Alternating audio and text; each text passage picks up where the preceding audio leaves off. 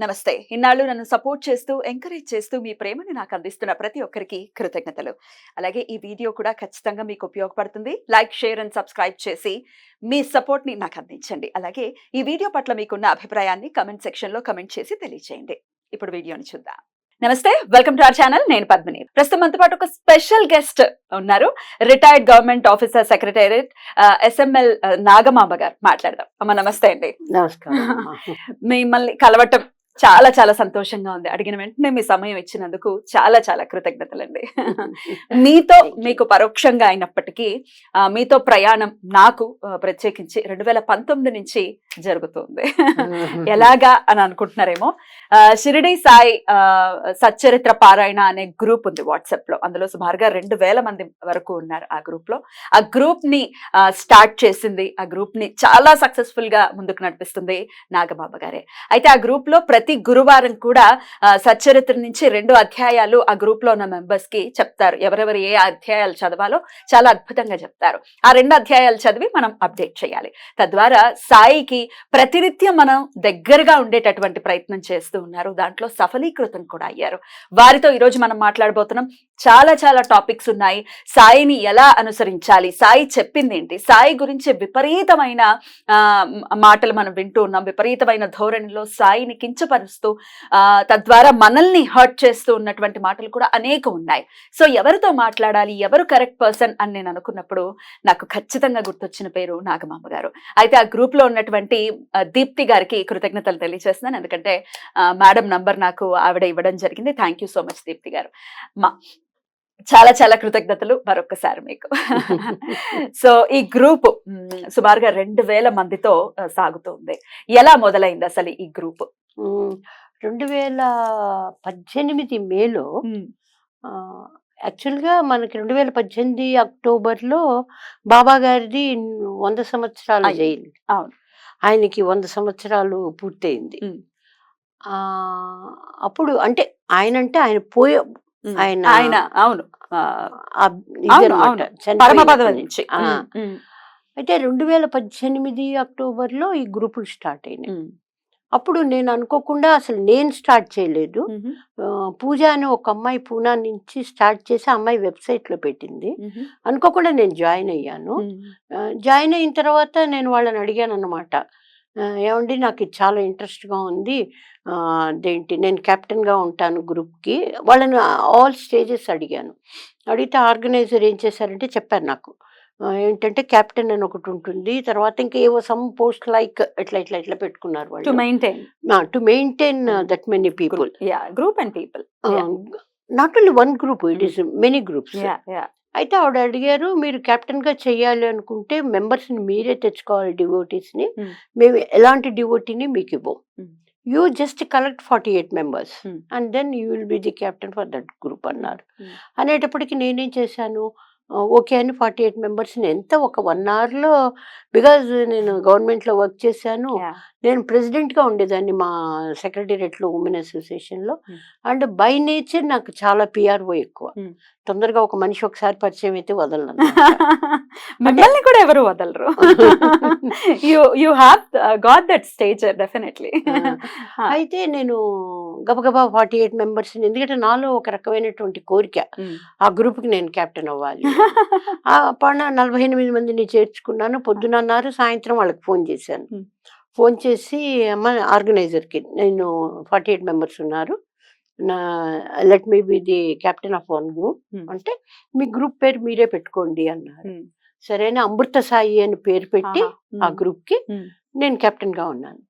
నా వర్క్ చూసో లేకపోతే నాకు బాబా గారి ఆశీర్వచనమో తెలియదు, వాళ్ళు ఏం చేశారంటే దరిదాపుగా 18 గ్రూపులు నేను వెరిఫికేషన్ చేసేట్టుగా యాక్సెసరీస్ అని ఏవో సంథింగ్ ఈ కెప్టెన్ కాకుండా నన్ను ఆ పోస్ట్కి కూడా పెట్టారు.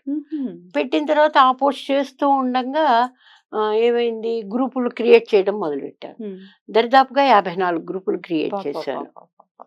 వాళ్ళు ఏం చేశారు, మీరు ఎలాగో చేసుకోగలరు కాబట్టి మా దగ్గర నుంచి మీకు ఎలాంటి సహాయం ఉండదు, మీరు చేసుకుంటూ మా దీనిలో కనుక ఉంటే మీరు సూపర్వైజర్కి వెళ్తారు, బికాజ్ యూ హ్యావ్ ఒక డన్ 54 గ్రూప్స్ అన్నారు.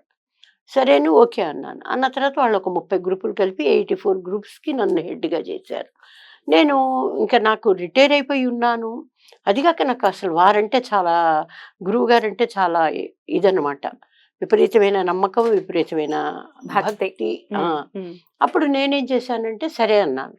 సూపర్వైజర్గా చేస్తూ ఉన్నప్పుడు ఆ గ్రూపుల్లో వాళ్ళు ఏం చేశారంటే, వేరే నాకు జరిగిన అనుభవాలు ఇవి. వాళ్ళు ఏం చేసేవారు, ఆ గ్రూపుల్లో అడ్వర్టైజ్మెంట్స్ పెడుతూ ఉండేవారు. ఎలాంటి అడ్వర్టైజ్మెంట్స్, ఆన్లైన్ శారీస్ అని, ఆన్లైన్ ఇదని అలా. నాకు చాలా కోపం వచ్చింది. కోపం వచ్చి నేను అన్నా అనమాట, ఇట్స్ నాట్ కరెక్ట్ అండి, బిజినెస్ ఏం కాదు ఇది, ఇది బిజినెస్ కాదు, ఇది ఒక బాబా గారి మీద మనకున్నటువంటి ఆ నమ్మకంతో ఆ దీంతో బోల్డ్ మంది పైగా ప్రతి వాళ్ళు గ్రూప్ లో పెడుతూ ఉండేవారు. మాకు ఈ వారం ఇది జరిగింది, మాకు ఇది జరిగింది చెప్పేవాళ్ళు, మెరాకిల్స్. అప్పుడు నేను ఆర్గనైజర్ తో చెప్పాను, అమ్మా ఇది కరెక్ట్ పద్ధతి కాదు, మీరు ఇలా చేయిస్తున్నాము అంటే మీరు ఆపాలంటే, లేదులేండి ఆంటీ, అమ్మాయి చిన్నపిల్ల, లేదులేండి ఆంటీ అవన్నీ మన వల్ల అవ్వదండి. అమ్మ నువ్వు గనక ఒప్పుకుంటే నేను ఎన్ని గ్రూపులు క్రియేట్ చేశానో ఆ గ్రూపులు తీసుకొని, ఆ క్యాపిటల్ని తీసుకొని నేను సపరేట్గా రన్ చేసుకుంటాను అన్న. ఓకే ఆంటీ అని. అప్పటి నుంచి నేను సపరేట్గా రన్ చేసుకుని ఇప్పుడు సుమారుగా 2000 మంది ప్రతి గురువారం కూడా చాలా వైభవంగా, అంటే ఒక్కొక్క గ్రూపు ఒక మొత్తం పుస్తకం అంతా ఒక రోజులో పారాయణం అయిపోతుంది. థర్స్డే ఒక గ్రూపు 2 పారాయణలు చేస్తారు, 2 పారాయణలు చేస్తారు. నా దగ్గర ఇప్పుడు 39 40 గ్రూపులు ఉన్నాయి కదండి. 42లో 80 పారాయణలు. కానీ యాక్చువల్ గా 80 కాదు, 39 ఉన్నాయి. 78 పారాయణలు, 78 పారాయణలు అవుతాయి. ఇప్పుడు మా అమ్మాయి ఆన్లైన్ బిజినెస్ ఉంది మా అమ్మాయికి, కానీ నేను never encouraged her and I never recommended. ఎందుకంటే ఇది బాబా, ఇప్పుడు నేను మిమ్మల్ని చేర్చుకున్నాను తల్లి, మీరేం చేశారు, బాబా గారి పారాయణ చెయ్యొచ్చని మీరు వచ్చి జాయిన్ అయ్యారు, అంతేకాని చూడడం దీని నుంచి డబ్బులు సంపాదించుకోవటం కాదు. స్వామికి సేవ చేసుకోవాలి, స్వామి మార్గంలో మనం నడవాలి అనేది మీ మోటో, దాని మీదే ఉన్నారు. డెఫినెట్లీ అమేజింగ్ అండి. అందుకే మీతో మాట్లాడాలి అనే స్ఫురణ రావటం, ఖచ్చితంగా మీతోనే మాట్లాడాలి అని అనిపించడం జరిగింది. మరొకసారి సమయం ఇచ్చినందుకు కృతజ్ఞతలు. ఇక మీతో నేను ఆల్రెడీ మనం ఆఫ్ స్క్రీన్ మాట్లాడుకున్నాము. నాకు చాలా బాధ అనిపించినటువంటి అంశాలు మీకు నేను ఆల్రెడీ చెప్పి ఉన్నాను.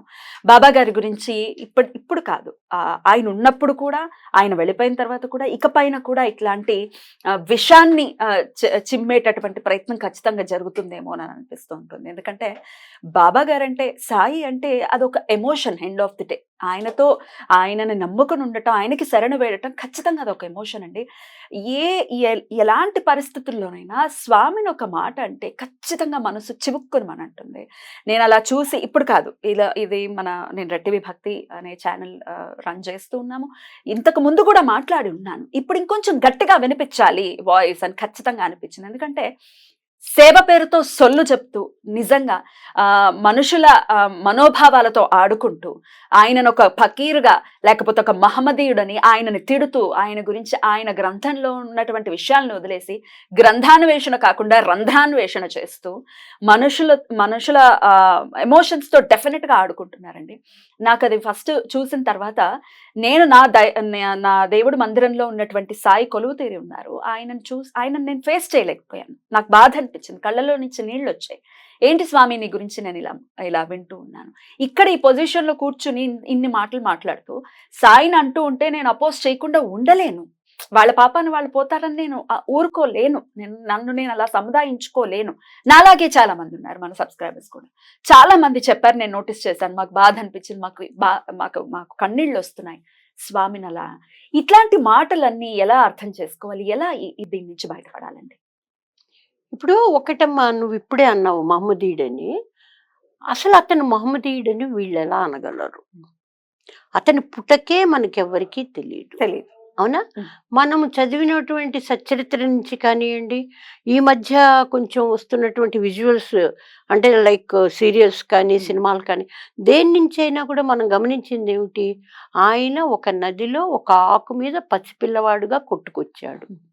ఒక దంపతులు ఆయన్ని దగ్గర చేర్చారు.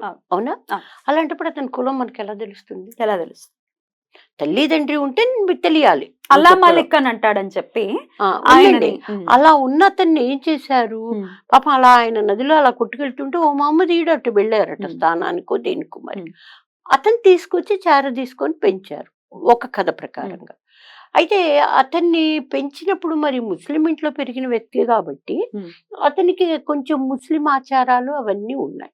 కానీ అతను ఒక వయసుకు వచ్చేసాక అతనిలో ఒక తృష్ణ ఉండేది ఎప్పుడు. ఏంటంటే నేను ఆత్మ సాక్షాత్కారాన్ని పొందాలి, ఎలా ఆత్మ సాక్షాత్కారాన్ని నేను సాధించాలి అనేది ఉండేది ఆయనకి. సో నేననేది ఏమిటంటే దొరికిన పాప, ఇప్పుడు మనం కూడా ఉన్నాం, పిల్లలు లేని వాళ్ళు ఎక్కడో ఒక పాపని తీసుకొస్తారు, ఒక మహిళా women and child welfare department నుంచో ఇంకో చోట నుంచో ఇంకో అనాశరణాలయం నుంచో తెచ్చుకుంటారు. ఆ అమ్మాయి కులం ఏంటని చెప్తారు, ఆ అబ్బాయి కులం ఏమని చెప్తాం. అలా దొరికిన వ్యక్తి ఈయన సాయిబాబా గారు. కాబట్టి మనం ముస్లిం అనడానికి లేదు, కాకపోతే ముస్లిం ఇంటో కొంతకాలం పెరిగాడు కాబట్టి ఆ ముస్లిం ఆచారాలు ఉన్నాయి. కానీ అతనికి ఒరిజినల్ గా అతని కోరిక ఏమిటి బాబా గారికి? ఆత్మ సాక్షాత్కారాన్ని నేను పొందాలి ఒకటి. ఆయన సరైన గురువు కోసం అని వెతుకుతూ తిరుగుతున్నంత కాలప్పుడు మనం చదివింది ఏంటి అంటే రామానంద అనేటువంటి ఒక ఆయన, ఒక గురువు గారు కాశీలో ఈయన మెట్ల మీద పడుకొని ఉన్నప్పుడు ఆ పిల్లవాడు పడుకొని ఈ ఆలోచనలతో తిరుగుతూ అలసి సొలిసి పడుకొని ఉన్నప్పుడు ఆయన స్థానానికి నెడుతూ గంగా స్థానానికి ఆ అబ్బాయిని తొక్కాడు. వెంటనే అబ్బాయి లేచాడు. ఇతను పొరపాటు చేశానే అని బాధపడితే ఆ పిల్లాడిని కూర్చోబెడుతూ రామరామ ఎంత తప్పు చేశాను అన్నారు ఆయన. రామరామ ఎంత తప్పు చేశాను నేను తొక్కాను అనగానే ఇతను అన్నది ఈ రామారామ అని నేర్పించే గురువు కోసమే నేను అన్వేషిస్తున్నాను స్వామి, నాకు ఆ రామనామ మంత్రం చెప్పండి అని అడిగాడు. అది మనందరం చదివిన విషయం, అవునా కాదు? అవును. అలాంటప్పుడు ఇప్పుడు ఆయనలో తృష్ణను బట్టి ఆలోచిస్తే ఒక 8 ఏళ్ళు 10 ఏళ్ల బాలుడికి నేను రామనామం చెయ్యాలి అని అనిపించిందంటే అతను జన్మతః బ్రాహ్మడేమో, జన్మతః హిందువేమో, అవునా కదా? ఎందుకంటే బ్రెయిన్ కదా అది కనెక్ట్ అయింది, బ్రెయిన్ కనెక్ట్ అయింది కదా, బ్రెయిన్ కనెక్ట్ అయింది. కాబట్టి అతను మహమ్మదీయుడి దగ్గర పెరగటం బట్టి కొంచెం అలాంటి మతాచారాలు ఉన్నాయి, అల్లా మాలిక్ అన్నాడు. కానీ అతను ఏమని చెప్పేవాడు? ఒకటే చెప్పేవాడు, దేవుడు అనేవాడు సర్వాంతర్యామి. ఖచ్చితంగా సర్వాంతర్యామే ఈశ్వరుడు, అందులో ఎటువంటి సందేహం లేదు. భగవంతుడు అనేవాడు ఒక్కడే. కాకపోతే ఈ ఎప్పుడైతే వ్యత్యాసం చూడటం మొదలు పెట్టామో, మనల్ని కొట్టుకోవటం ఎలాగో జరిగి ఉంది. మనం కొంచెం వెనక్కి వెళ్ళి చూస్తే శైవులు వైష్ణవులు కొట్టుకున్నది చాలా కొట్టేసుకున్నారు. ఏ సమస్యలు లేనప్పుడు కొత్త సమస్యలు సృష్టించుకుని కొట్టుకున్నటువంటి రోజులు పోయి మళ్ళీ సాయి వచ్చిన సమయం గురించి ఒకసారి మాట్లాడుకుంటే అప్పుడు డివైడ్ అండ్ రూల్ ఖచ్చితంగా జరుగుతుంది. అప్పుడు బ్రిటిష్ గవర్నమెంట్ లో అందరినీ సంఘటితం చెయ్యాలి అన్న ఉద్దేశంతో అందరూ ఒక్కటే అన్న నినాదంతో ఆయన ముందుకు వెళ్ళారు. ఖచ్చితంగా అందరినీ కలిపి ముందుకు వెళ్ళారు. ఇక్కడ ఏంటంటే అమ్మా, వారు పుట్టినప్పుడు 1800 సంవత్సరంలో కరెక్ట్ గా నువ్వు చెప్పినట్టుగా బ్రిటిష్ వారి డివైడ్ అండ్ రూల్ పాలసీ. అంతకు ముందు మన ఏలుతున్న వారు మహమ్మదీయులు. వారు చాలా అరాచకాలు చేశారు. ఈ అరాచకాలని ఇంకా కొంచెం పెంచి పోషించింది బ్రిటిష్ గవర్నమెంట్. ఎందుకంటే వీళ్ళిద్దరి మధ్య మనం తగువులు పెడితే ఇంకా మన గురించి వీళ్ళు పట్టించుకోరు, వాళ్ళు కొడుతూ ఉంటారు, మనం ఈ రాజ్యం వేలుకోవచ్చు అనుకున్నారు వారు. అనుకున్నప్పుడు ఆ టైంలో సాయిబాబా గారు వచ్చారు. షిరిడి వచ్చిందే ఆయన ఎక్కడి నుంచో వచ్చారు. ఆయన చేసిన మొదటి పని ఏమిటి? మహమ్మదీయులకి హిందువులకి ఎలాంటి వ్యత్యాసం లేకుండా ఐకమత్యాన్ని ప్రేరేపించారు. ఈ ఐకమత్యాన్ని ప్రేరేపించే క్రమంలో ఆయన ఏం చేసేవారు? అల్లా మాలిక్ అనేవారు. ముస్లిం వచ్చి ఏదన్నా అడిగాడు అనుకోండి, అదేంటి రాముడు నీకు మేలు చేస్తాడు అనేవారు.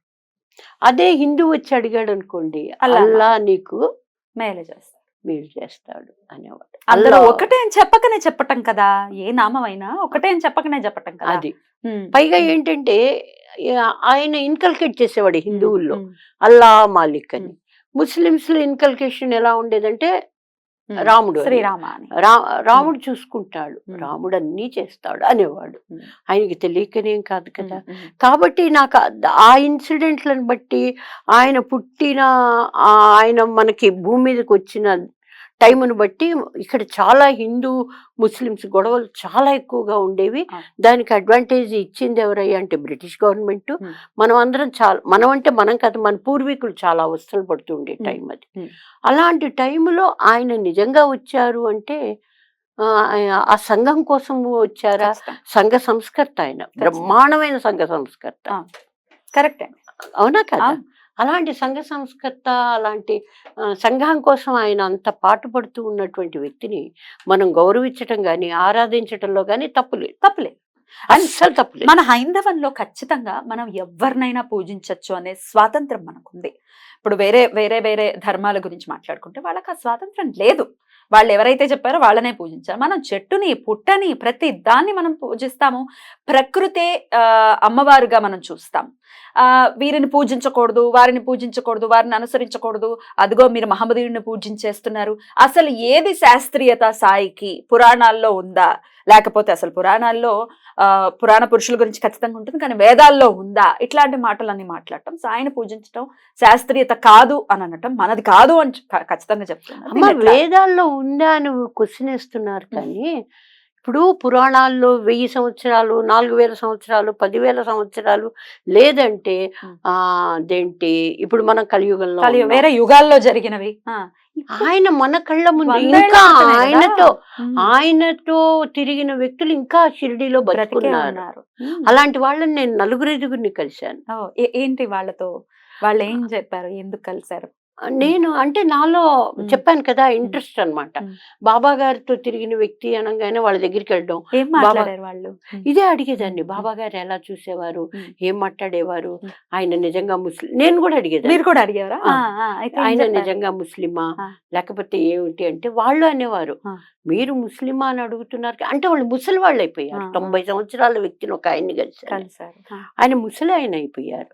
ఆయన అనడం అనమాట, అమ్మ, ఆయన గురించి నువ్వేది అడిగినా కూడా నేను చెప్పను. ఎందుకంటే ఆయన మీద ఉన్నటువంటి గౌరవం, ఆయన మీద ఉన్నటువంటి ప్రేమ భక్తి అలాంటివి.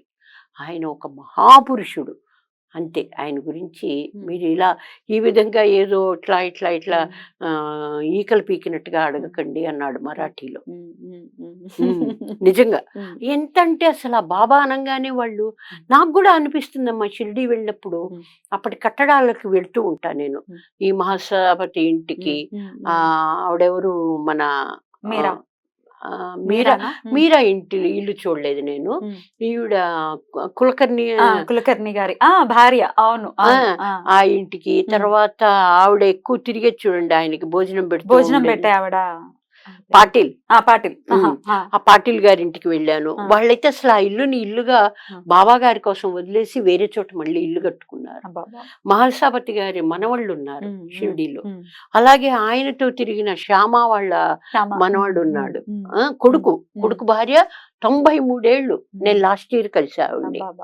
పాప ఈ ఇయర్ మొన్న వెళ్ళేటప్పటికి ఆవిడ చనిపోయారు, లేరు ఇప్పుడు ఆవిడ. మొన్న ఆగస్టులో చనిపోయారు ఆవిడ. మరి వాళ్ళంతా అప్పటి వ్యక్తులే కదా, వాళ్ళు కూడా చాలా బ్రహ్మాండంగా చెప్తున్నారు ఆయన గురించి. ఆయన నాట్ ఓన్లీ సంఘ సంస్కర్త, ఆయన ఒక మంచి వైద్యుడు 100% మంచి వైద్యుడు ఆయన. అవునా? మోటివేటరు.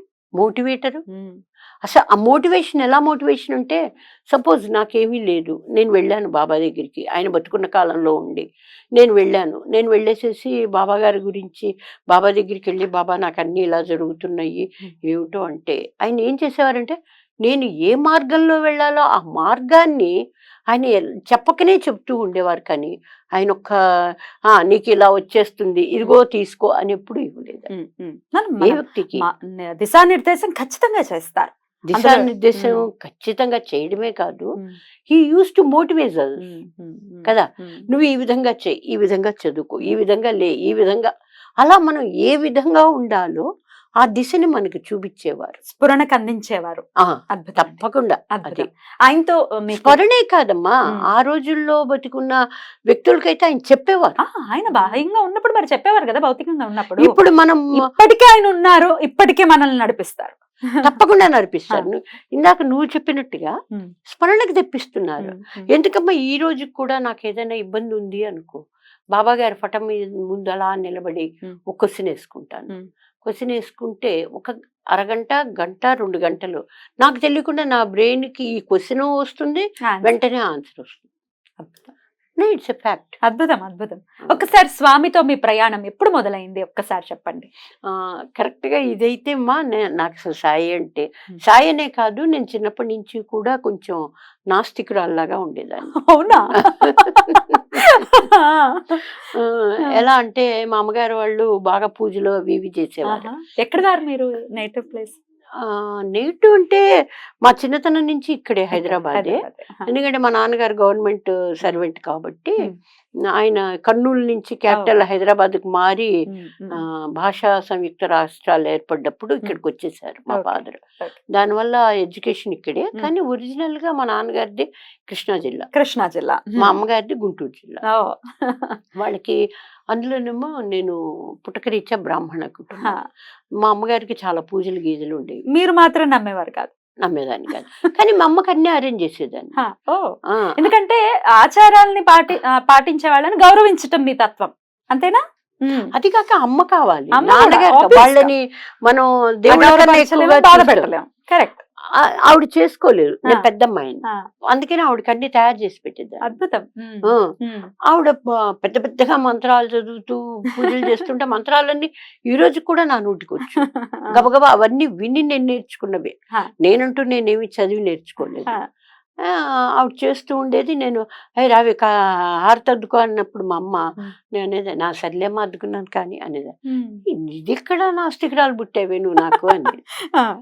తర్వాత ఇంకా నెమ్మదిగా అది మన ఆచార వ్యవహారాల్లో అనుకోండి, లేకపోతే మన ధర్మం అనుకోండి, మన హిందూ మతాచారం అనుకోండి, ఏదో విధంగా అలా సాగేది. ఇంట్లో ఒక్కరే పూజ చేస్తారు కాబట్టి. కానీ 88లో నేను అప్పటికే సర్వీస్లో ఉన్నాను, సెక్రటేరియట్లో జాయిన్ అయ్యాను. అదేంటి మా చెల్లెల స్నేహితురాలు విజయవాడ నుంచి వచ్చారు. వాళ్ళు షిరిడి వెళ్దానికని వచ్చారు. అప్పట్లో షిరిడి ఇంత ఫేమస్ లేదు, అంత ఫేమస్ కాదు. అయితే వాళ్ళు మా ఇంట్లో దిగి సాయంత్రం ట్రైన్ ఉంది దానికి వెళ్ళాలని పొద్దున దిగారు.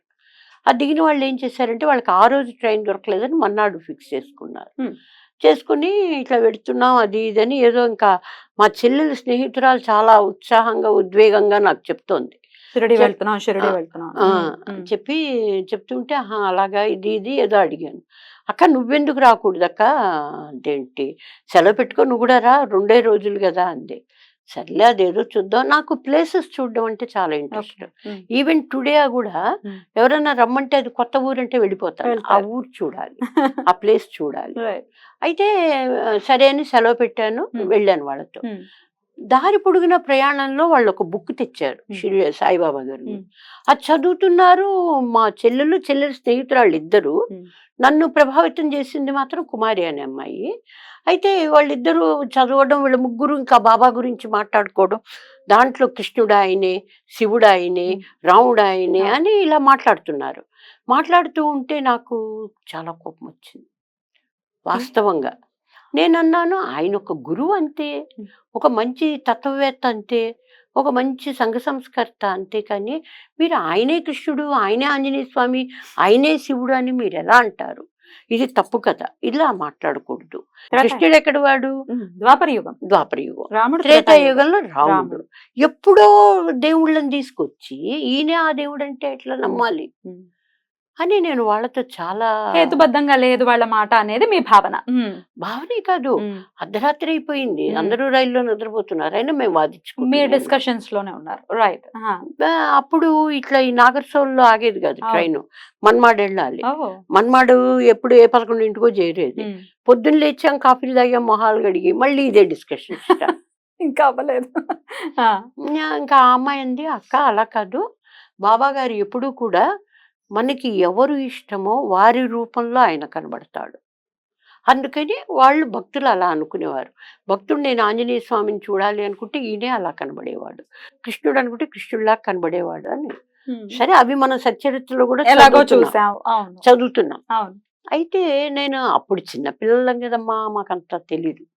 సరే, ధూళి దర్శనం చేసుకోవాలన్నారు, షిరిడి చేరాము, ధూళి దర్శనం అన్నారు, పెట్టెలు అక్కడ పడేశారు, పరిగెత్తారు ముగ్గురు. వాళ్ళ వెనక నేను కూడా, వాళ్ళు పరిగెడుతున్నారని నేను కూడా పరిగెత్తా. ఎంత చిన్న హాలు, చిన్న అంత విగ్రహం ఆయన ఉండేవారు. 88 సంగతి నేను చెప్తుంది. అయ్యేటప్పటికి 88, 89 అంతే. ఆ 2 సంవత్సరాల్లో. అప్పుడు చూసాం మేము ఆయన్ని. చూసి ధూళి దర్శనం చేసుకుంటుంటే, నువ్వు నమ్ముతావో లేదో పద్మిని నాకు తెలీదు కానీ, నాకు బ్రెయిన్‌లో ఆయన మా నాన్నగారు నవ్వుతూ ఎలా కనబడతారో అలా కనబడ్డారు. ఎవరికైనా తల్లిదండ్రి అంటే చాలా ఇష్టం ఉంటుంది. నేను మా నాన్నగారిని చాలా, నేనే కాదు ఎవరమైనా ఎక్కువ ప్రేమిస్తాం.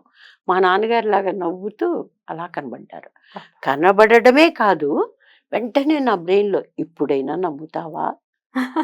అన్న ఇంట్యూషన్ అలా వినపడింది చెవులో. వినపడింది.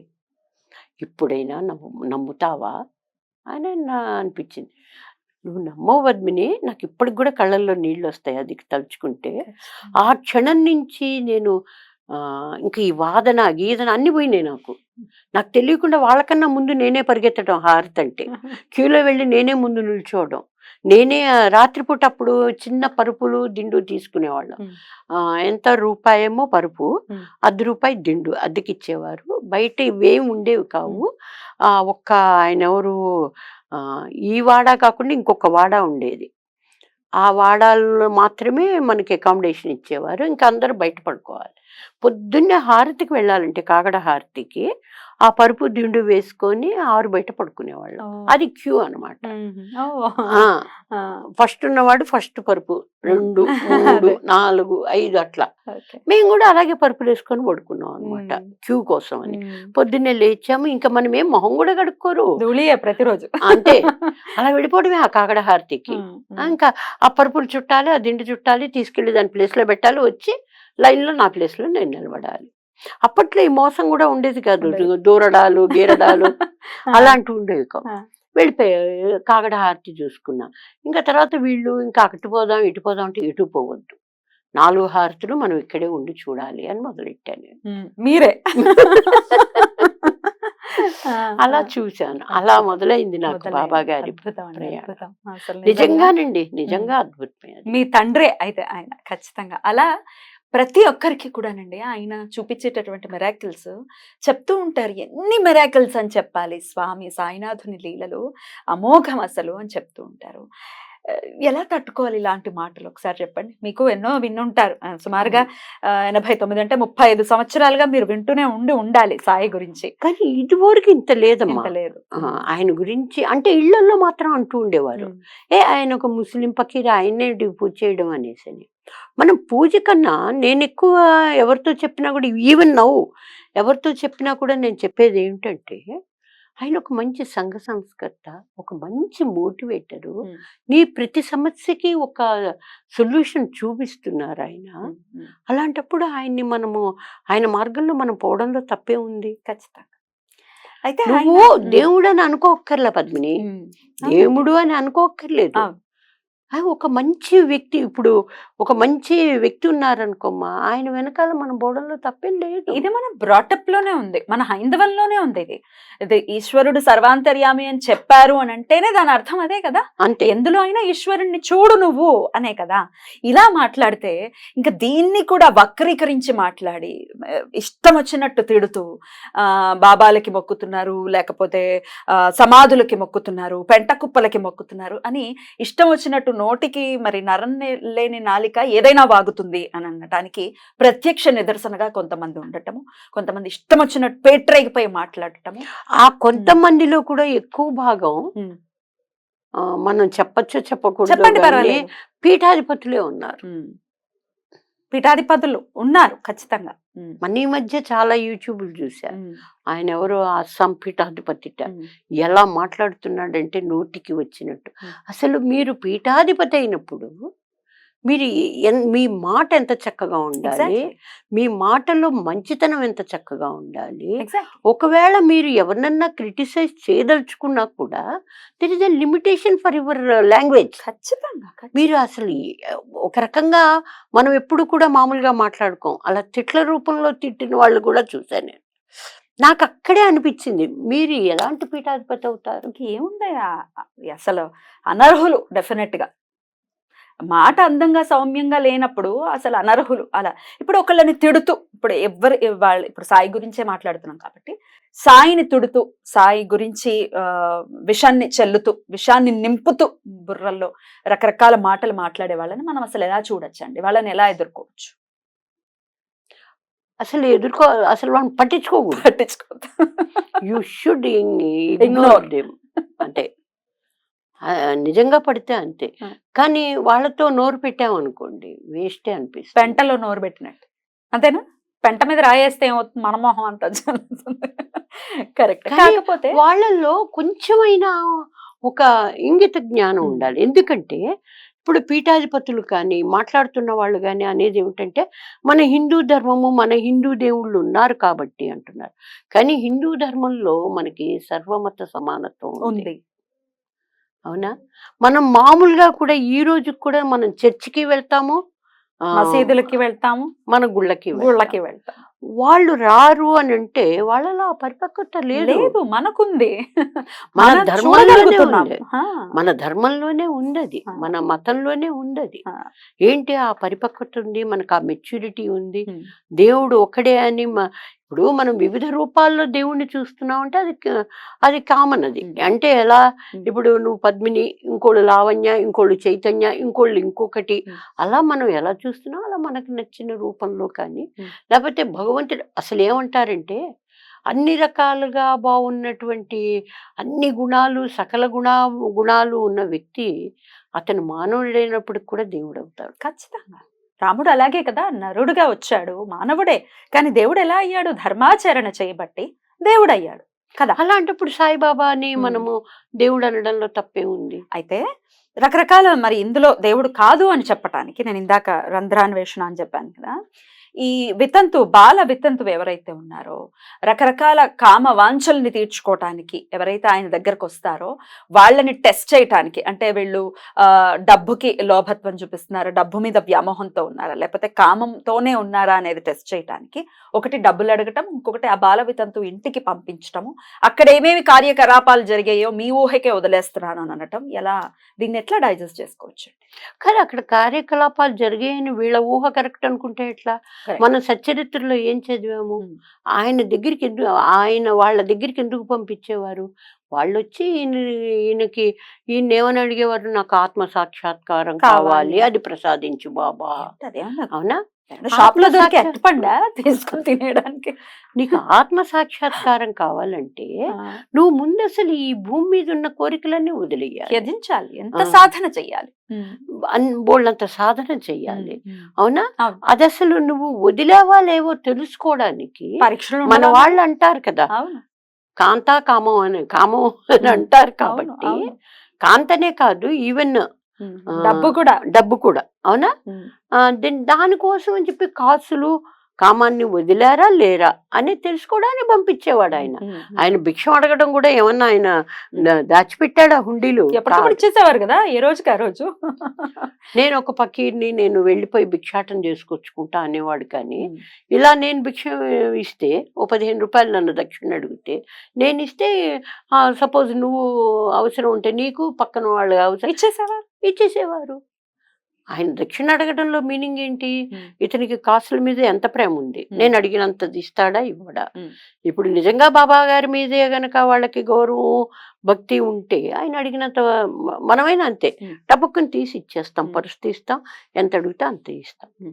ఎప్పుడు మనకి బాబానే, మనం వీటి మీద కోరిక ఎక్కువ లేదు అనుకున్న రోజున. కరెక్ట్. అవునా? కరెక్ట్. అదేంటి అలాగే ఉమెన్ మీద ఎంత ఉంది ఈయనకి అని తెలుసుకోవడానికి వెళ్ళమనేవాడు. అంతే తప్ప వీళ్ళు వెళ్ళినంత మాత్రాన ఆయన ఏమన్నా బ్రోత్ అవుతున్నాడు అలా వక్రీకరించి మాట్లాడటం నిజంగా చాలా హేయమైన మాటలు అండి ఇవి. అసలు అర్థం లేనటువంటి మాటలు. కానీ ఒక విషయం చెప్పనా పద్మిని, ఈ రోజున ఎవరైతే ఈ విధంగా కామెంట్ చేశారో, ఎవరైతే ఈ విధంగా యూట్యూబ్లో మాట్లాడారో, you wait, there will be a day ఆ రోజున వాళ్ళే లేదు మనం ఆ రోజు మాట్లాడింది తప్పు అనే రోజు తప్పకుండా వస్తుంది, రావాలి. సాయిని గురించి తెలుసుకోవాలని మనస్ఫూర్తిగా కోరుకుంటున్నాను. ఎందుకంటే ఏదో మేము గెలిచేసాం లేకపోతే మేమే కరెక్ట్ అని ప్రూవ్ చేసుకోవడానికి కాదు, సాయిని అలా అనటం బాధాకరం.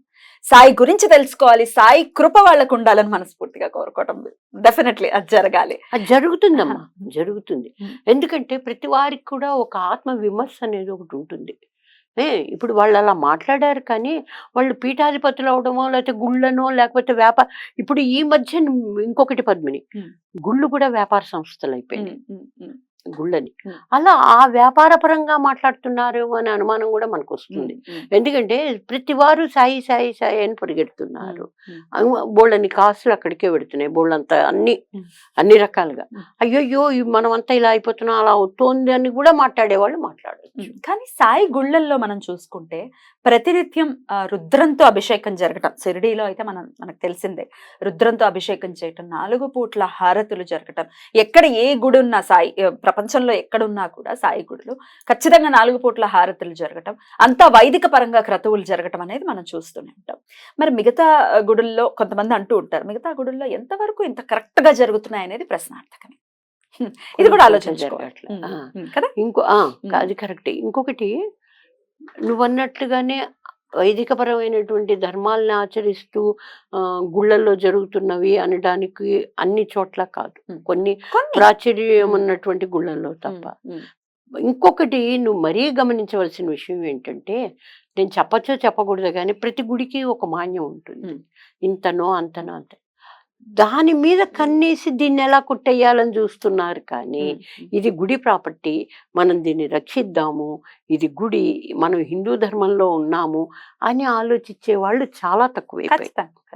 అది ఎప్పుడు ఉంటుంది డెఫినెట్ గా, చాలా తక్కువ చాలా. ఇక అవధూతల గురించి మనం మాట్లాడుకుంటేనండి, మీరు నండూరి శ్రీనివాస్ గారి గురించి వినే ఉంటారు, విన్నారా? విన్నాను. యూట్యూబ్ లో ఆయన చాలా అద్భుతంగా మన మన మన దేవీ దేవతల గురించి అవ్వచ్చు, క్షేత్రాల గురించి అవ్వచ్చు, చాలా అద్భుతంగా చెప్తూ ఉంటారు. వారు కూడా సాయి గురించి మాట్లాడితే వారిని కూడా విపరీతంగా తిట్టటం, విపరీతంగా ఆయనని వ్యతిరేకించడం అనేది జరిగింది. వారన్న మాట ఏంటంటే, ఇప్పుడు శాస్త్రాల్లో లేదు, సాయి గురించి లేదు. మీరు ఇప్పుడు ఏదైతే చెప్పారో అదే చెప్పారు. శాస్త్రాల్లో ఎలా ఉంటాయి మహాత్ముల గురించి, అవధూతులు కొన్ని వందల్లో వేలల్లో ఉంటారు, ఈ దేశంలో ఉన్నారు, వారందరి గురించి ఉండదు శాస్త్రాల్లో. ఏ 10 మంది గురించో 20 మంది గురించో ఖచ్చితంగా ఉంటుంది.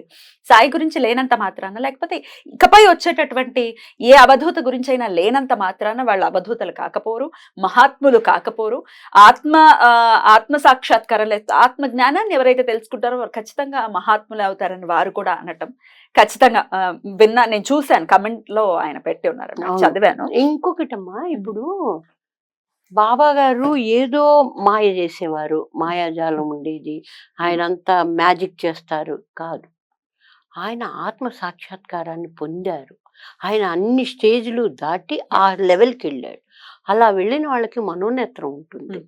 ఆయన ఎవరో బిజ్లీ బిజ్లీ అని తిరుగుతూ ఉంటే ఒక ముస్లిం అతను, నీ బిజ్లీ బలానా చోటు ఉందని చెప్తాడు. ఇతను నమ్మడు.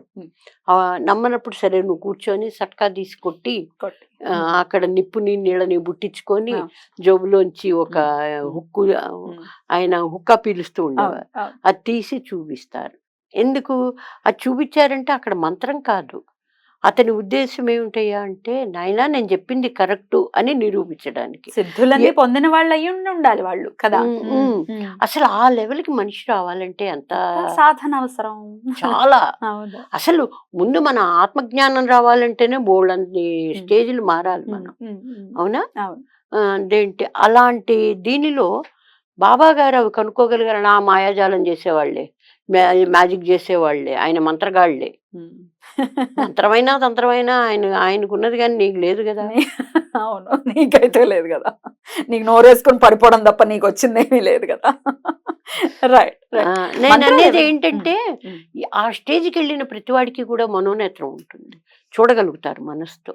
అలా చూడగలిగేవాడు ఆయన, అంతే తప్ప ఆయన ఏం మాయలు చేయడం, మంత్రాలు చేయడం, తంత్రాలు చేయడం కాదు. మంత్రశక్తి ఎప్పుడూ ఉంది. పురాణాల్లో మనం చూసుకుంటే అనసూయాదేవి గురించి మనం ప్రత్యేకించి మాట్లాడుకుంటే, ఆవిడకి లేదా మంత్రశక్తి? త్రిమూర్తులు వచ్చారండి. మరి ఇప్పుడు ఆయన ఏదో బాలవితత్తు ఇంటి పై కప్పెక్కి ఏదో చేశారు, పైకి నిచ్చెనెక్కి అటు వెళ్ళారట, జ్వరం తగ్గిపోయిందిట, ఇవన్నీ ఏంటి అని మాట్లాడుతుంటే, మనం ఒకసారి పురాణాల్లో కూడా వెళ్తే అనసూయాదేవి దగ్గర, ఇక్కడ నిన్ను ఇంటరప్ట్ చేస్తాను. ఆయన లోపల పడుకొని ఉన్న వ్యక్తి జ్వరం తగ్గడానికో జబ్బు తగ్గడానికో వెళ్ళారు. Hmm. మామూలుగా కూడా మన ఇంట్లో మనం ఎవరన్నా కాళ్ళు జాపు కూర్చున్నా పడుకున్నా దాటద్దు దాటద్దంట. అంటారు. ఎందుకు? Hmm. వీళ్ళకున్నది వాళ్ళకు వస్తుందని Oh, అంటారు మన okay. వాళ్ళు. Hmm. Hmm. ఇప్పుడు నా కాళ్ళు దాటారనుకో, నాకు Hmm. ఒకవేళ ఏ కాళ్ళు ఇప్పుడు నాకున్నవి ఏవో ఉంటే ఆ, ఆ వస్తాయి. దాటిన వాళ్ళకి వస్తుంది అని. Hmm. అంటే ఈయన ఇటు నుంచి అటు కప్పు దాటాడంటే అర్థం ఏమిటి? వాళ్ళకున్న జబ్బుని ఈయన తీసుకున్నారు. తీసుకున్నారు. Hmm. ప్రాపర్ వేలో ఆలోచిస్తే Exactly. అతను తీసుకున్నారు. Correct. మరి ఇంట్లోకే వెళ్ళొచ్చు కదా, అంటే ఇంట్లో ఏ టైంలో పడితే ఆ టైంలో వెళ్తారా ఆయన? ఏదైనా అర్ధరాత్రి- రీజన్ అయి ఉండొచ్చు. అసలు అవధూతలు చేసే చర్యలు మనకు అర్థం కావు కొన్ని కొన్ని సందర్భాలలో. ఇప్పుడు త్రిమూర్తులే ఉన్నారు, వెళ్ళి నగ్నంగా వడ్డించమంటాం ఏమిటి? అసలు మనం అంటే మామూలుగా ఆవిడ పాతివ్రత్యాన్ని మరి పరీక్ష నిరూపించాలి కదా. చేయడానికి. పార్థివ్రత్యాన్ని, అలాగే ఆవిడలో ఉన్నటువంటి ఆ సాధన శక్తి ఏదైతే ఉందో అది ప్రకాశించాలంటే ఎలా? వీళ్ళు వెళ్ళాలి, ఆవిడ అక్షత వేయాలి మంత్రపూర్వకంగా, వాళ్ళు చిన్నపిల్లలు అవ్వాలి, అది ప్రపంచానికి చాటి చెప్పాలి. అరే అనసూయదేవి అంటే మహాపతివ్రత, అలాగే ఆవిడ మంత్రం కనుక వేస్తే త్రిమూర్తులైనా చిన్నపిల్లలు అయిపోవాల్సిందే అని కదా. మనం త్రిమూర్తులను తిట్టకూడదు కదా, మీరు ఇలా వెళ్ళడం ఏంటి, మీకు బుద్ధి ఉందా లేదా అని మనం తిట్టాం.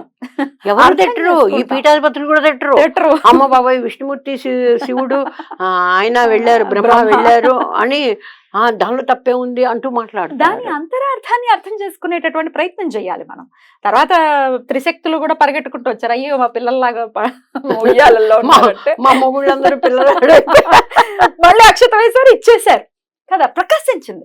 అనసూయమ్మ గురించి మనకి ఇంకా ఇంకా తెలిసింది. చర్యలు కొన్ని అర్థమవుతాయి, కొన్ని అర్థం కాకపోవచ్చు. ఇవన్నీ అంటే ఏదో నోరుంది వాగేద్దాం, మనకు అన్నీ తెలుసు, మనం కానీ ఏదైనా నేను అనొచ్చు. అనుకోవడం ఏంటంటే అమ్మా, దీని అన్నిటికీ కూడా మూల కారణం మొదలు ఏమిటంటే ఆయన గుళ్ళు ఎక్కడ ఉంటే అక్కడ ఆయనకి భక్తులు కూడా బాగా ఎక్కువైపోతున్నారు.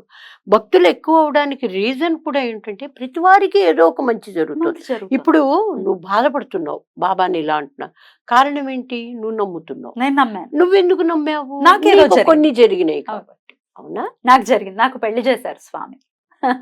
నీకు జరిగినాయి కాబట్టి, నువ్వు నమ్ముతున్నావు కాబట్టి, నీకు వీళ్ళు ఇలా అనగానే బాధ అనిపిస్తాం, బాధ అనిపిస్తోంది, కోపం వస్తుంది, ఎదురుకుండా కనబడితే కొడదామని కూడా అనిపిస్తుంది. కొడతాను కూడా, అందులో ఎటువంటి సందేహం లేదు.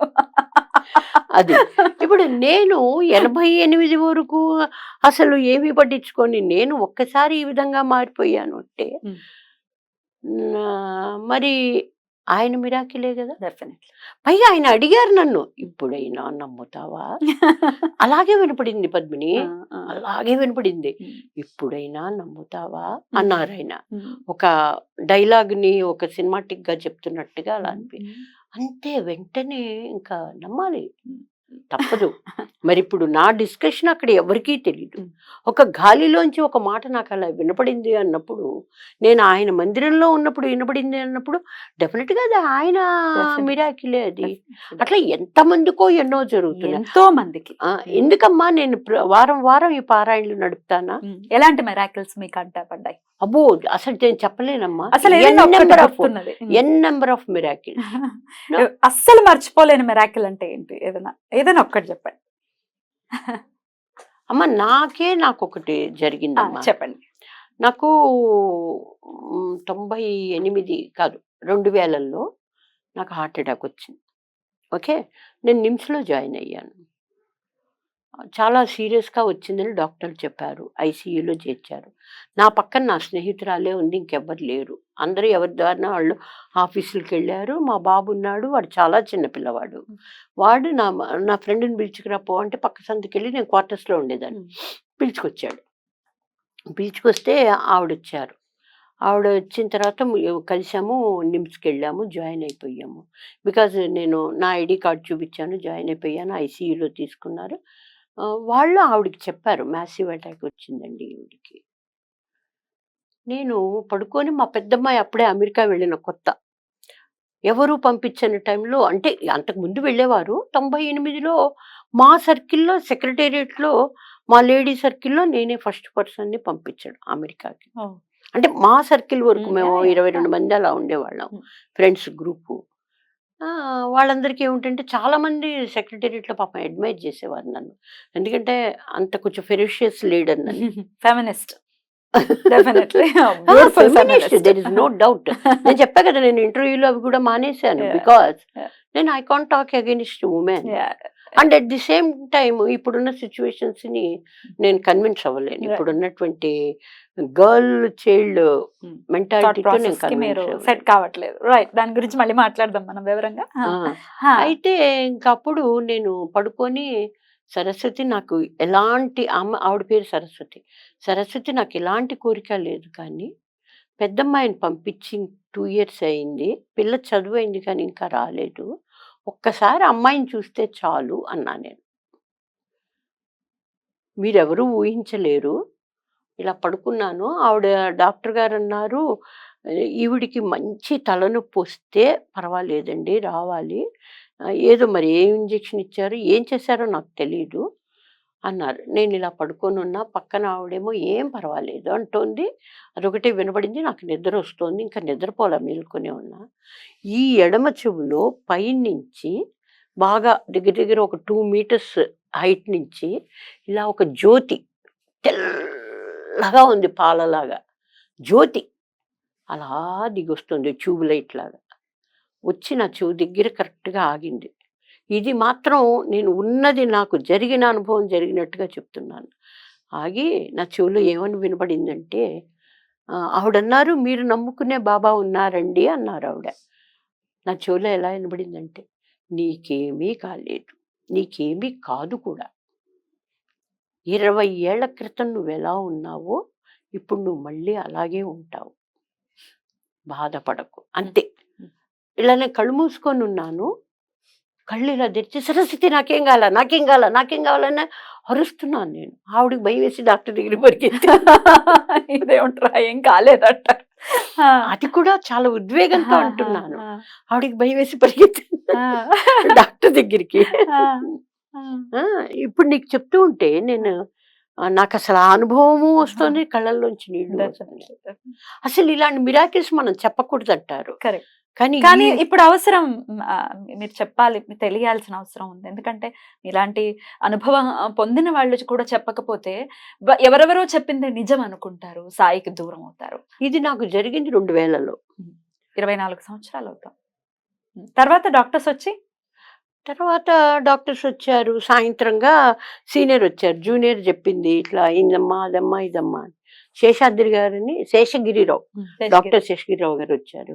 సాయంత్రం వచ్చి చూసి, ఏంటమ్మా records is that, but you have not, nothing is there అన్నట్టుగా మాట్లాడారు. వెంటనే ఈవినింగ్ నన్ను రూమ్కి షిఫ్ట్ చేశారు. రూమ్కి వెళ్ళాను. నన్ను పంపిలా. అందులో మేము గవర్నమెంట్ ఎంప్లాయీస్, సెక్రటేరియట్ కదా, అక్కడి నుంచి ఫోన్ వచ్చింది మెడికల్ అండ్ హెల్త్కి. నిమ్స్ కూడా గవర్నమెంట్. ఫ్రెండ్స్ ఉంటారు కదా, ఎవరో ఒకళ్ళు ఫోన్ చేయించారు ఒక సెక్రటరీ గారికి. అందుకని వాళ్ళు కొంచెం కేర్గా చూస్తున్నారు. ఇంకా ఆయనకి నన్ను పంపించాలంటే ఇంటికి పంపించట్లా, అబ్జర్వేషన్ అని పెట్టారు. పెట్టి ఇంకా వాళ్ళు నా మీద ఎన్ని అధ్యయనాలు చేశారంటే, ఎందుకు ఈవిడికి ఇలా వచ్చింది, ఎందుకు ఇప్పుడు లేదు. డాక్టర్స్ కూడా అంత చిక్కలేదు. ఆయన చివరికి ఏమన్నారంటే, అమ్మ మీకు సర్వైకల్ ఉందా అన్నారు. ఉన్నది సార్, నాకు C3 C4లో నాకు సర్వైకల్ ఉందా అని చెప్పా. అంటే నేను స్కూటర్ నడిపేదాన్ని, డెస్క్ వర్క్ నాది, అందుకని నేను 2-wheeler నడుపుతూ ఉండేదాన్ని అప్పట్లో. ఆ తర్వాత కార్ నడిపేదాన్ని అనుకోండి. అది తర్వాత ఆయన అన్నది ఏమిటయ్యా అంటే, probably because of your cervical between C3 and C4 it might be like that, but మీకైతే ఏమీ లేదు అని ఆయన అన్నమాట ఏమిటో తెలుసా, you are as active as 20 years before.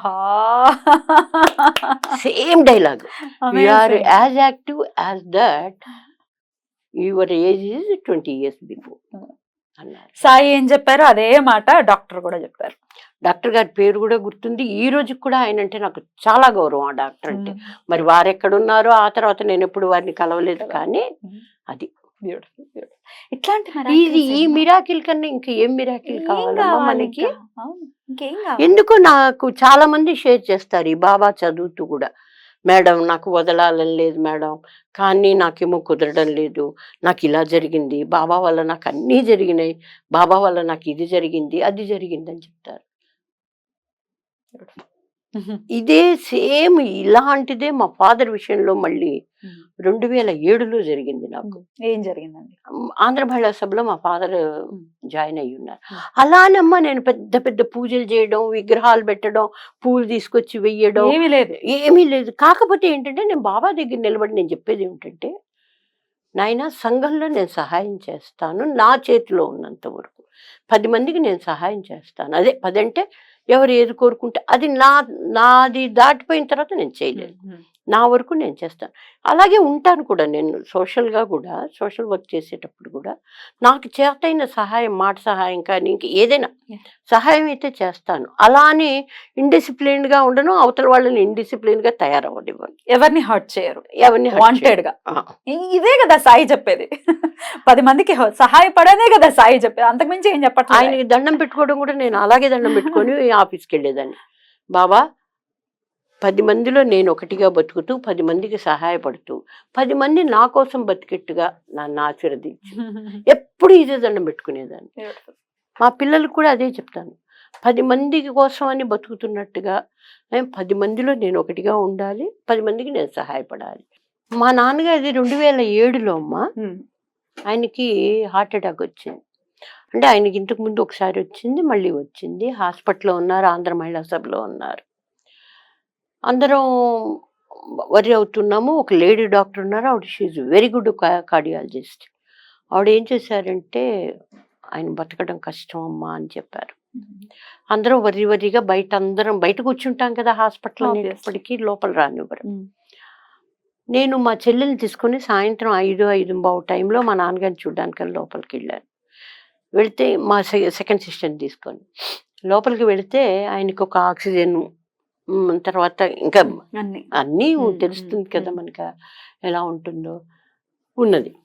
ఉంటే నేను నిలబడి మా నాన్నగారు నన్ను చూడంగానే ఆయన నా పని అది తీశారు. ఇట్లా తీకండి నాన్నగారు అన్న, కాదు ఇలా తీసి నా పని అయిపోయింది నేను వెళ్ళిపోతున్నాను అన్నారు. అనగానే వద్దు నాన్నగారు అలా అనకండి అన్నాను అని ఇలా నిలబడి, ఏమిటి బాబా ఇది, నిజంగా నేను మాట్లాడిన మాటలు, బాబా ఏమిటి బాబా ఇది అన్నాను. నిజంగా నా చెవుల్లో వినబడింది ఏమిటంటే, ఆయనకి ఏమీ కాదు, 2 సంవత్సరాల వరకు ఆయనకి ఏమీ కాదు, ఆయన చక్కగా ఉంటారు. 2 సంవత్సరాల టైం చెప్పేశారు. ఇది జరిగింది ఎప్పుడంటే, సారీ ఇందాక 2007 అన్నా, కాదు 2005లో మా ఫాదర్కి ఇది జరిగింది. 2 సంవత్సరాలు అన్నారు.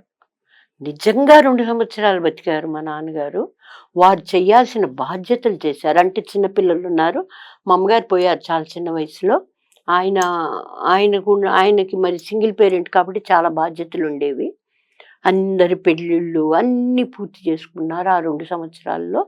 నన్ను పక్కన పెట్టుకొని ఇంకా ఆ 2 సంవత్సరాల్లో మా నాన్నగారు ఏది అడిగితే చేసేసేదాన్ని. కరెక్ట్గా 2 years అయిందమ్మా.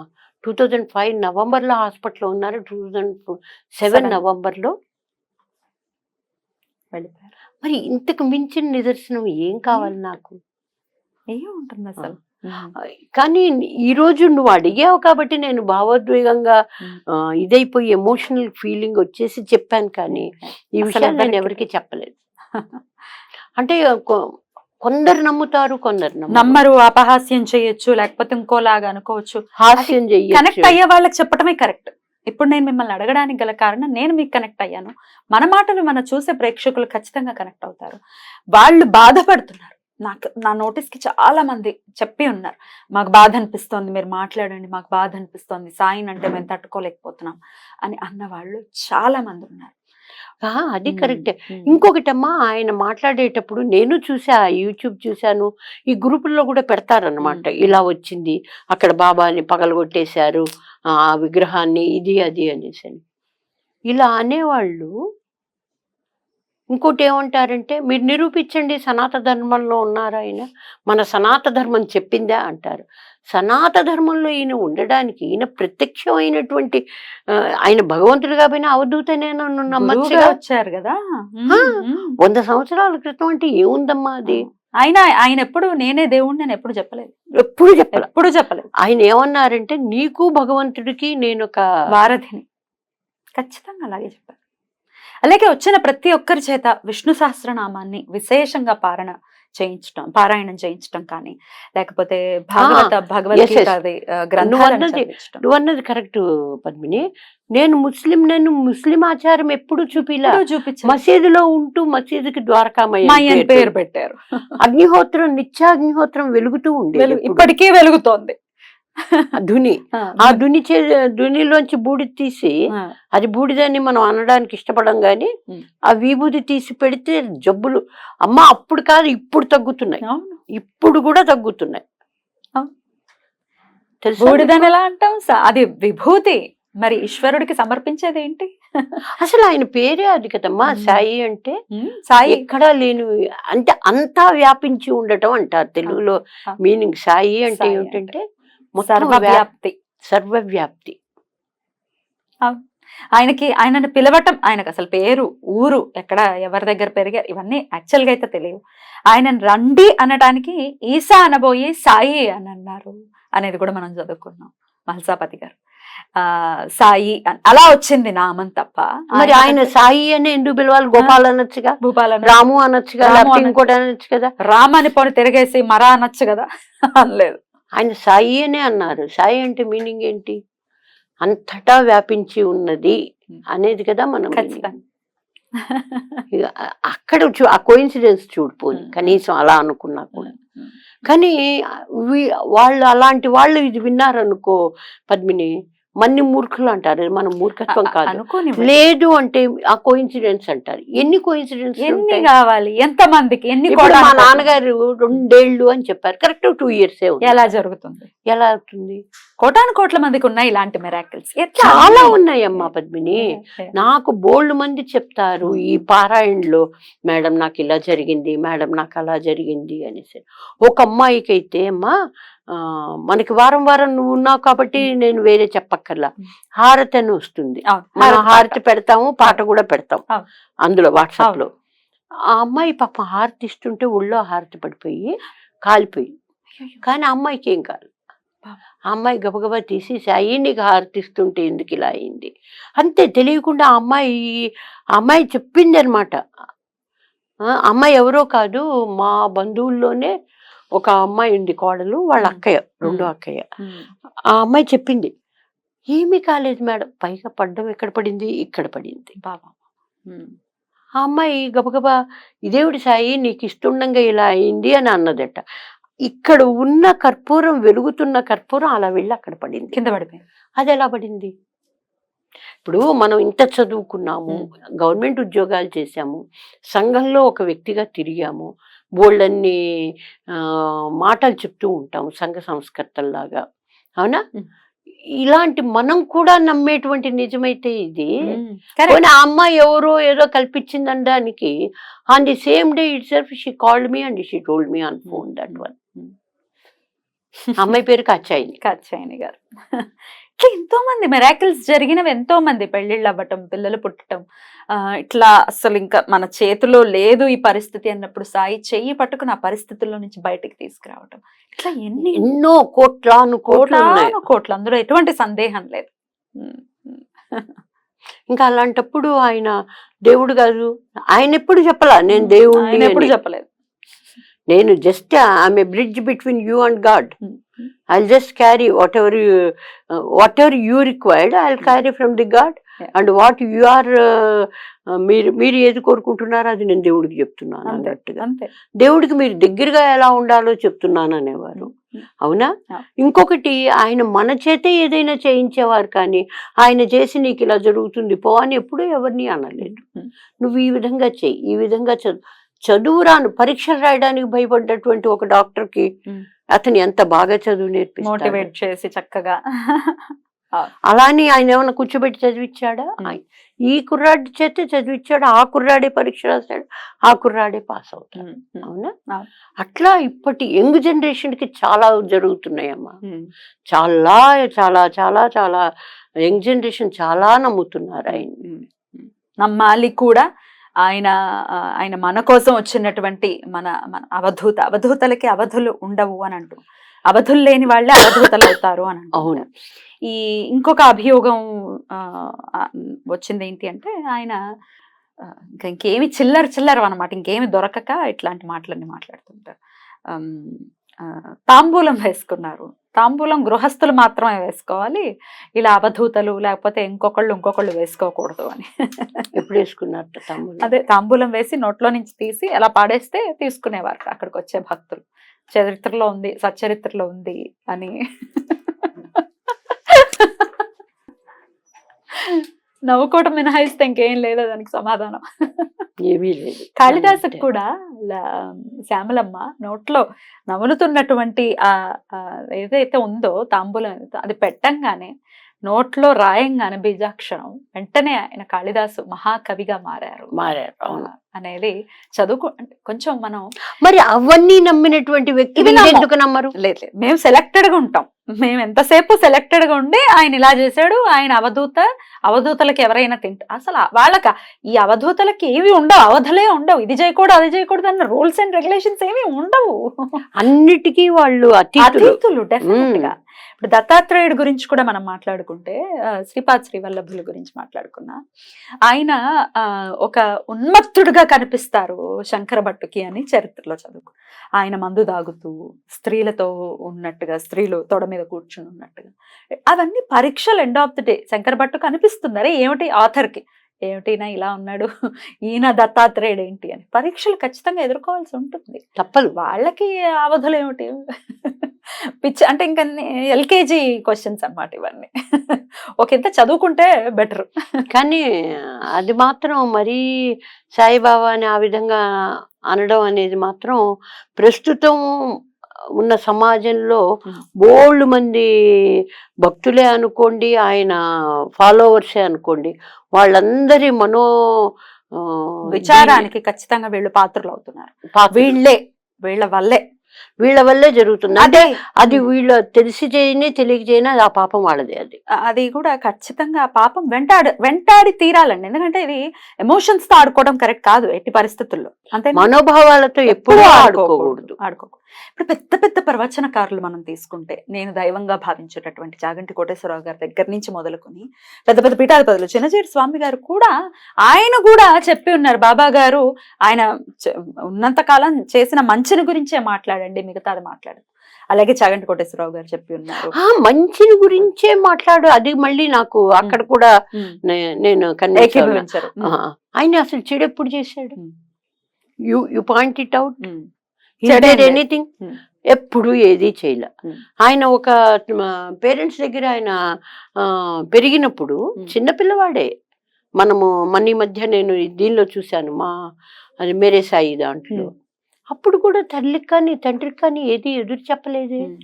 అతను అసలు చెడు ఎప్పుడు చేశాడని, మంచినే ఫాలో అవ్వండి అని కూడా చెప్పడం చిన్నజీవితరావు గారిది తప్పు. అలా చెప్పకూడదు. చాగంటి కోటేశ్వరరావు గారు ఎప్పుడు కూడా ఆయన కామెంట్ చేయలేదు. అసలు ఆయన గురించి మీరు ప్రవచనం అడిగారంటే, నన్ను ప్రవచనాలు చెప్పమన్నారంటే, ఇది బాబా గారికి నేను ఎప్పుడు వెళ్ళలేదు, ఒకసారి వెళ్ళాను, కానీ నా చేత ఆయనే చెప్పిస్తున్నారు అనుకోని నేను చాలా ప్రవచనం చేశారు. చాలా అంటే చాలా అద్భుతంగా చేశారు. అంతవరకు ఎందుకమ్మా, నేను ఎప్పుడు బాబా గురించి ఎవరి దగ్గర ఎప్పుడు మాట్లాడలే. మరి ఈ రోజు నువ్వు అడుగుతుంటే నేను మాట్లాడుతున్నాను కదా, మరి ఇప్పుడు నేనేమనుకోవాలి? బాబా మాట్లాడిస్తున్నారు ఖచ్చితంగా అనుకోవాలి. ఫస్ట్ కూర్చునేటప్పుడు నీతో కూడా అదే మాట అన్నాను, అమ్మ నేను ఎప్పుడు ఈ టైప్ ఆఫ్ ఇంటర్వ్యూస్ అటెండ్ అవ్వలేదు అన్నాను కదా. ఇంకొకటి అన్నిటికన్నా నాకు మరీ గొప్ప అనుభవం ఏంటంటే అమ్మా, ఈ భక్తులు చదువుతారు కదా బాబావి, వాళ్ళు చెప్తూ ఉంటారు, వాళ్ళు ఆ వీక్ లో ఏదైనా ఒక ప్రాబ్లం ఫేస్ చేసినప్పుడు, మేబీ పెద్దది మేబీ చిన్నది అంతేనా, కానీ వాళ్ళు ఈ 2 అధ్యాయాలే చదివేది గురువారం రోజు. కానీ ఆ 2 అధ్యాయాలు వాళ్ళు నెమ్మదిగా చదవమని నేను వాళ్ళకి అదే పనిగా చెప్తా చేర్చుకునేటప్పుడే. అమ్మ నా ఉద్దేశం ఏమిటంటే, మిమ్మల్ని ఇందులో చేర్చుకోవడానికి మీరు ఏదైనా సప్తాహం అని అంటే హడావుడిగా నీ కన్ను అటు ఇటు తిరుగుతుంది, పేజీ వెళ్ళిపోతూ ఉంటుంది, కానీ నీకు దీనిలోకి వెళ్ళేది ఏమి ఉండదు. అందుకని 2 అధ్యాయాలు అయితే ప్రశాంతంగా చదువుతారు. ఆయన తత్వాన్ని అర్థం చేసుకుంటారు, ఆ కథలో ఉన్నటువంటి సారం ఏమిటో తెలుసుకుంటారు. మీరు ఏ విధంగా మారాలి, ఒకవేళ నా ప్రవర్తన ఇలా లేకపోతే నేను ఎలా మారాలి అనేది తెలుసుకుంటారు. ఒక రకంగా మనం సంస్కరించుకోవడానికే ఆ అధ్యాయాలు చదువుతున్నాం అనుకొని చదవండి అంటాను నేను. అది రియల్ ఫ్యాక్ట్, అది మనమే సంస్కరించుకుంటున్నాం కరెక్ట్ కరెక్ట్ అని చెప్తాను.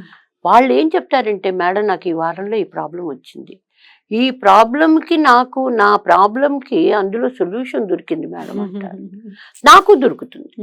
ఏదైనా ఒక సమస్యతో ఆ వారం నేను బాధపడుతూ ఉంటే, నేను గురువారం రోజు అధ్యాయం చదవంగానే ఆ అధ్యాయంలో నాకు ఈ సమస్య సొల్యూషన్ దొరుకుతుంది.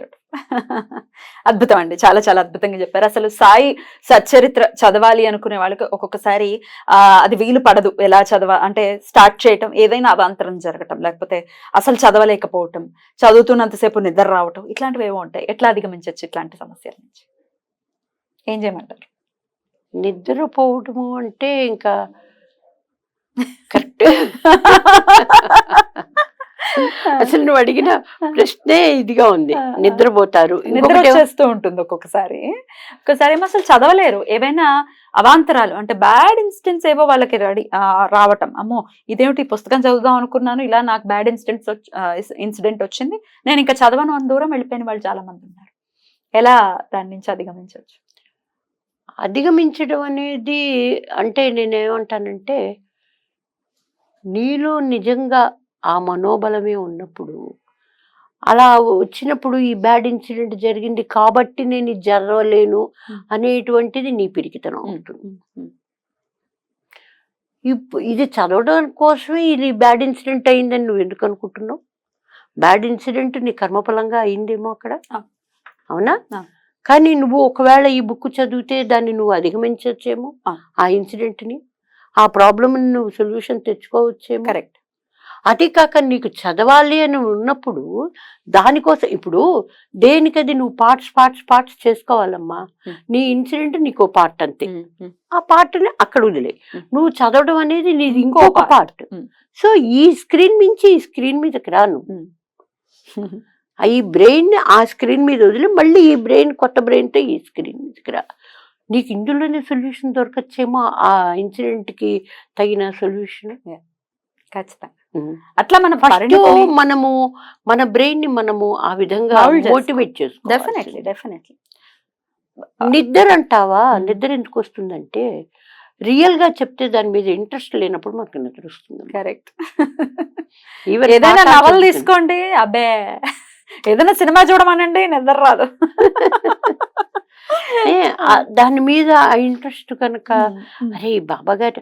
కాకపోతే ఒకటి, ఆయన కథలలో మీరు సచ్చరిత్రలో కథలు అర్థం చేసుకోవడానికి కొద్ది కష్టమే. ఏది కూడా డైరెక్ట్ గా ఉండదు నీకు.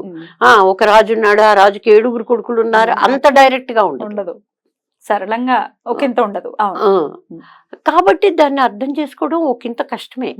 కానీ అబ్బా ఎవరు అర్థం చేసుకుంటారులే అనుకున్నప్పుడు నీకు తెలియకుండా నిద్ర వస్తుంది అని నేను అనుకుంటున్నాను. ఇంట్రెస్ట్, ప్రతిదానికి కూడా ఇంట్రెస్ట్ అనేది ఒకటి ఉండాలి. ఒకటి, రెండోది నీకు నువ్వు మోటివేట్ చేసుకోవడం కూడా ఉండాలి. ఎస్ నేను చదవాలి, నేను చెయ్యాలి, ఆయనలాగా నేను ఆలోచించగలగాలి అని నువ్వు ఉన్నప్పుడు నీకు నిద్ర రాదు చూడు. ఇంకొకటి, అంతవరకు ఎందుకు నువ్వు కూడా ఉన్నావు 5 సంవత్సరాల నుంచి గ్రూపుల్లో. నీకు బుధవారం రాగానే నీకు తెలియకుండా ఫోన్ చూసి ఇంకా ఎలకేషన్ పెట్టలేదే అనేది వస్తుంది థాట్, అవునా? గురువారం రాగానే నీకు అన్ని పనులున్నా కూడా ఇది గుర్తొస్తుంది. ఎందుకు వస్తుంది? కరెక్ట్. ఇంట్రెస్ట్ అట్లా మనల్ని డ్రైవ్ చేస్తుంది డెఫినెట్ గా. అంటే ఏమిటంటే నీకు నమ్మకం, నీకొక గౌరవం, ఒక నమ్మకం, ఒక భక్తి నీ మనసులో అలా ఉండిపోయింది. అది ఉండిపోవడం వల్ల నేను ఈ రోజు ఈ పని చేయాలి, అదొక రకమైన డిసిప్లిన్ నీకు, ఒక క్రమశిక్షణ అనేటువంటి నీ జీవనంలో ఇది వెంటనే నీకు అలా బెల్లు కొట్టినట్టు గుర్తొస్తుంది. అవునా? అంతే, ఖచ్చితంగా. ఇంకొక ప్రశ్న, సాయినే తిడుతూ ఉన్నారు, సాయిని నమ్ముకున్నాం, లేకపోతే సాయిని నమ్ముకోండి, లేకపోతే సాయి ఇలా మిరాకిల్స్ చేశారని మనం చెప్తే మనల్ని కూడా తిడతారు. ఇందాకే అన్నాను కదా, మనల్ని కూడా తిడతారు. దాన్ని ఎట్లా తీసుకోవచ్చు? తిట్లని ఎలా తీసుకోవచ్చు? బాబా గారు ఎలా తీసుకున్నారు తిట్లని? ఉమ్. ఏ రోజన్నా పట్టించుకున్నారా? ఉమ్. ఏది ఎంతవరకు ఎందుకు నీ బుక్ వదిలే. ఉమ్. మేరే సాయి సీరియల్ చూసావా నువ్వు? చూసాను. ఇంకా ఇప్పుడు కూడా వస్తాం. ఈటీవీలో వస్తుంది అవును, సీరియల్. అవును.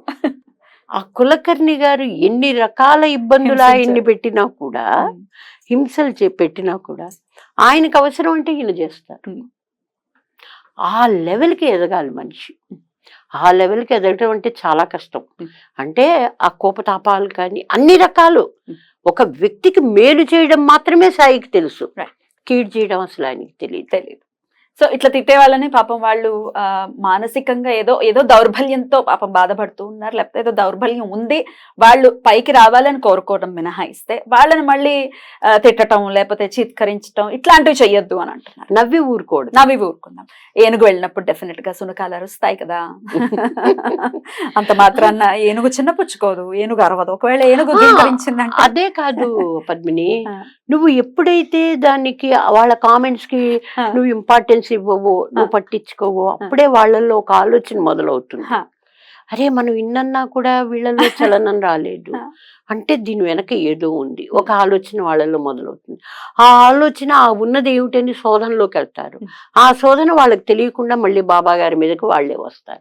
నేను ఫస్ట్ లోనే చెప్పాను నీకు ఏమనంటే, చూస్తూ ఉండమ్మా, ఇదే మనుషులు, there will be a day, ఆ రోజున వాళ్ళ ఒకప్పుడు మనం ఇలా చేసాం పోనీ బయటికి చెప్పకపోయినా కూడా వాళ్ళు ఫీల్ అవుతారు. డెఫినెట్ అది. బాబా షుడ్ బ్లెస్ ఎవ్రీ వన్. అదైతే నేను ఖచ్చితంగా కోరుకుంటున్నాను. If you look at me I look at you అని ఇది వరకు బాబా ఫొటోస్ అప్పుడు వచ్చేది అని విన్నాను నేను. సో ఆయన ఏమంటారంటే, మీరు నన్ను చూస్తూ ఉంటే నేను మిమ్మల్ని చూస్తాను అని. అంటే ఏమిటంటే, మీరు ఏ విధంగా అది కరెక్ట్, మీరు ఏ విధంగా చూసినా కూడా నేను మిమ్మల్ని మాత్రం అదే విధంగా చక్కగా మిమ్మల్ని ఆశీర్వదిస్తూ చూస్తాను. సర్వజనో సుఖినో భవంతు అన్నట్టుగానే ఉంటారు ఆయన. అలాగే నిరూపితలు కూడా చేశారు.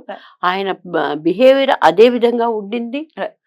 మరి ఏవో ఎప్పుడో వేలనాటి ఆయన అయితే మనము అమ్మ ఇవంతా నమ్మకూడదు అనుకోవచ్చు. కానీ 100 సంవత్సరాల క్రితం నువ్వు బ్రిటిష్ మన రాజ్యాన్ని చేశారు, 2017లో వచ్చారు, 1500లో వీళ్ళు వచ్చారు, 1500లో అక్బరు బాబర్ వచ్చారంటే నమ్ముతున్నావు.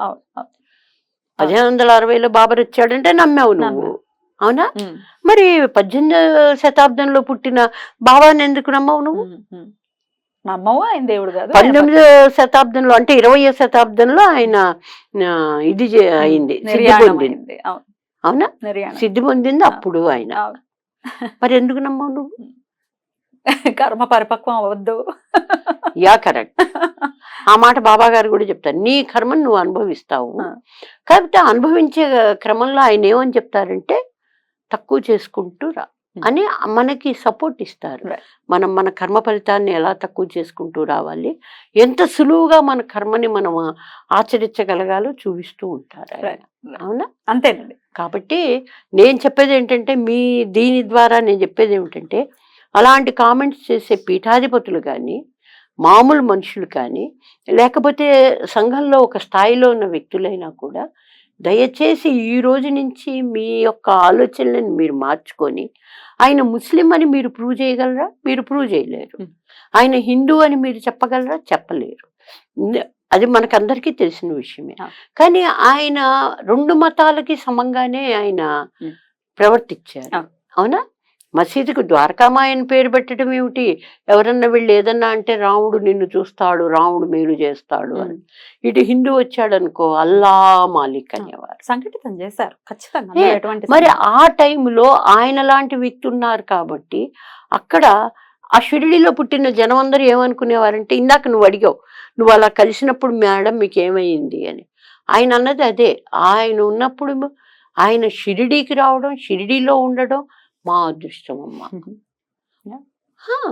నేను అనుకుంటాను, నేను షిరిడి వెళ్ళినప్పుడులా ఆయన ఉన్న రోజుల్లో ఉన్న ఈ వ్యక్తులంతా ఎంత గొప్పవాళ్ళు, మాకు అలాంటి అవకాశమే లేకపోయింది అనుకుంటాను. పైపెచ్చు ఇప్పుడు మనకి ఇలా తిడుతుంటే వినాల్సిన అగత్యం మనకి రావటం అనేది నిజంగా బాధాకరం.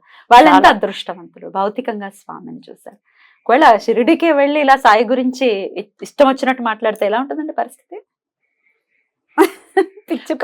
లేదు డెఫినెట్ గా ఆయన వాళ్ళకి టీచ్ చేస్తారు. Right. He will taught them a lesson. Mm. Definite గా వాళ్ళు మారుతారు. అవునా? Right. ప్రత్యక్షంగా ఎంతో ఎదిరించి ఆయన చంపాలని చూసిన కులకర్ణికే దిక్కు మొక్కు లేదు, మళ్ళీ వచ్చి ఆయన కాళ్ళ మీద పడ్డాడు. అవును. అవునా? అవును. సో కాబట్టి Right. నేను అనడం ఏమిటంటే ఆయన ఎవరు అనేది కాదు, ఇందా నువ్వు చెప్పినట్టుగా ఆయన ఒక అవధూత. Mm. అవధూతకు అవధులే ఉండవు. ఆయన Mm. ఆయన అవధూత అని అందరూ ఒప్పుకున్నారు. Mm.